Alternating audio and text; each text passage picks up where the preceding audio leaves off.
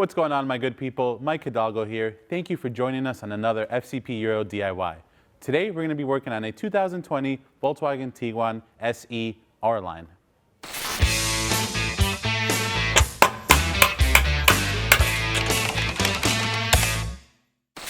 Today on the Tiguan behind me, we're going to be covering how to replace your front brakes. The SE R-Line model is equipped with 340mm rotors from the factory, and they come with a solid face rotor. We're going to be upgrading them with the Zimmermann drilled rotors today, using some EBC red stuff pads. We have a couple kits available on the website on fcpeuro.com, which have a different mix of pads and rotors available for you depending on what you want to put on your Tiguan. Now this DIY covers the Tiguan from 18 to 21 models with the 340mm rotors, as well as a couple others, including but not limited to your 13 to 16 cc, your 18 to 21 Tiguan, your Mark 7 GTIs with the performance pack brakes, as well as your R models, and a couple others like the Mark 7 GLI Jettas with the red calipers, and so on. Today, the EBC pads that we're installing have the brake pad sensor included already on them. Some models with these size rotors do not use the sensor up front. If that is the case for your vehicle, simply cut it off. Another thing we recommend you replace, but not included in our kits, are the set screws.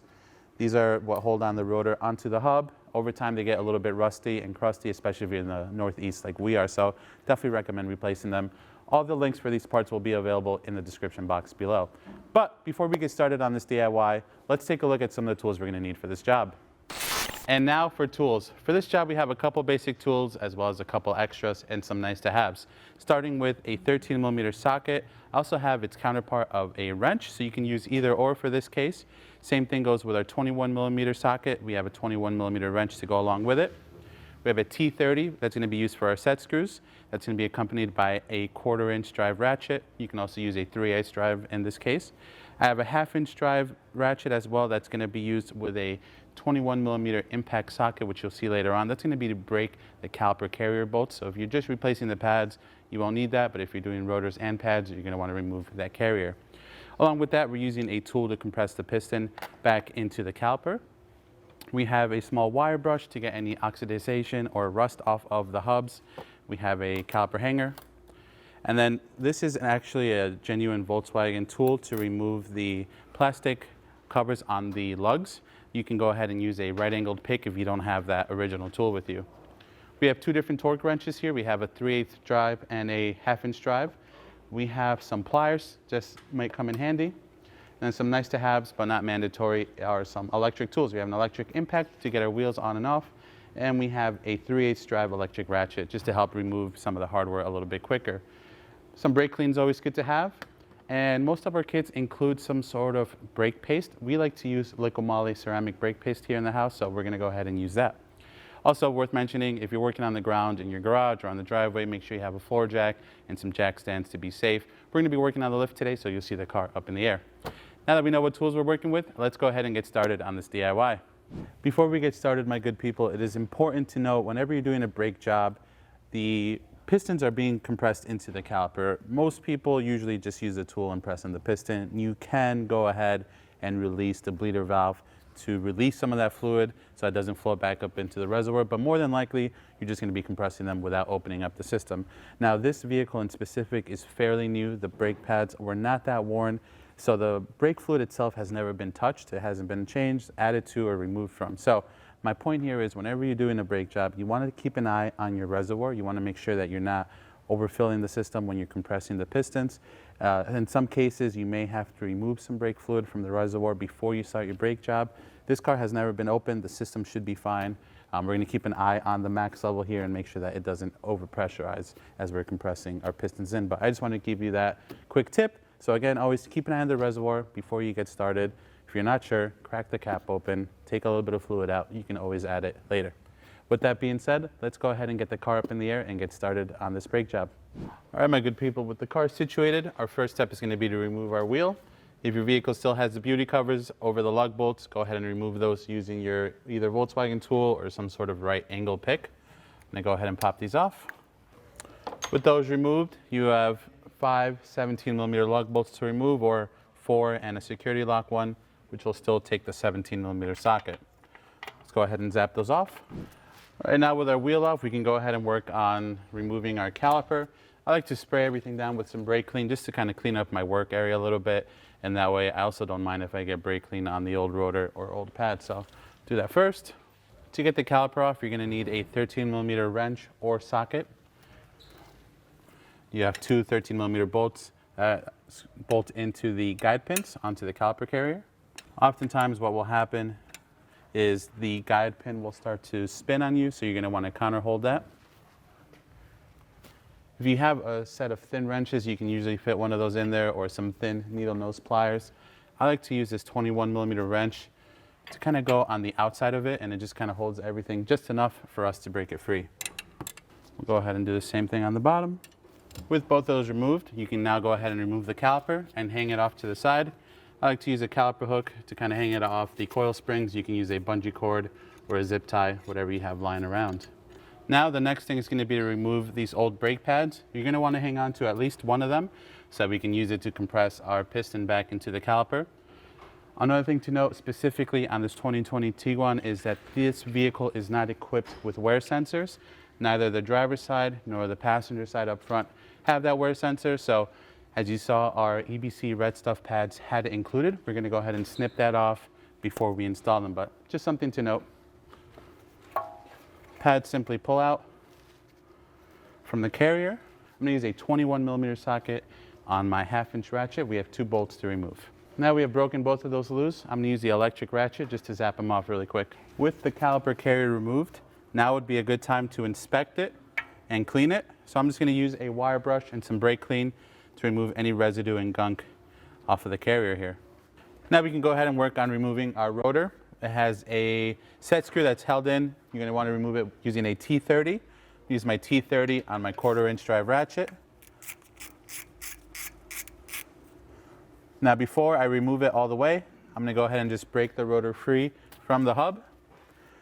You can use a hammer, you can use a screwdriver and wedge it in between the vanes. I have my 21mm wrench I used earlier. Let's go ahead and do that and break it free. Now we can remove the set screw the rest of the way. You can also use a lug bolt instead of the set screw.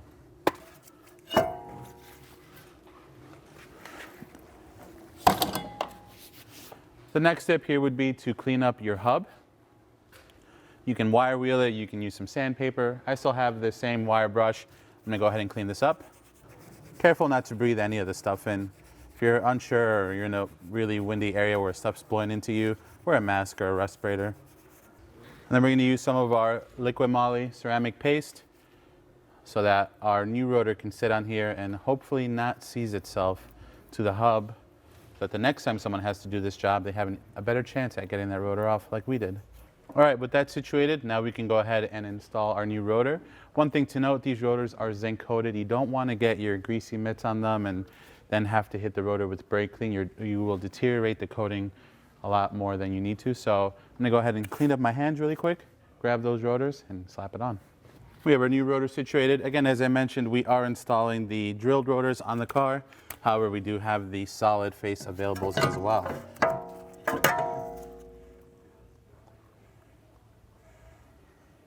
I always like to add a little bit more of ceramic paste underneath where the set screw sits, just because I have taken too many drill bits to too many seized on set screws. Again, this is a T30 holding it into place. We're just going to go ahead and snug it down with the old calibrated wrist today. However, if you're following along at home and you want to torque it down, 8 Newton meters is what you want to torque these to. Now we can take our freshly cleaned caliper carrier and our 2 21mm bolts and get those started by hand. Now we can go ahead and get our carrier situated into place. Once you get a couple threads started, you can then feed in the lower bolt. And with that situated, I'm just going to use the electric ratchet with my 21mm socket to snug them up. Now that we have those snugged up, we want to go ahead and torque both of these 21mm bolts down to 200 Newton meters. So I have my torque wrench with a 21mm socket on it. We're going to go ahead and torque it down to 200 Newton meters. With that, we can now go ahead and install our brake pads onto the carrier. Now, as mentioned earlier, some models use the brake pad wear sensors, some don't. For this case, this vehicle does not use it, so we're just going to go ahead and cut it off, break it off, whatever's easier for you. With that removed, you're going to want to go ahead and lubricate the ears a bit where they ride on the caliper carrier. We're going to use that liquid moly ceramic paste.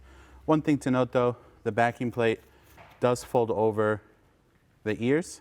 Oftentimes when you install these, sometimes they will fold out by accident. You want to make sure to seat these in properly. You don't want these little tabs opening up.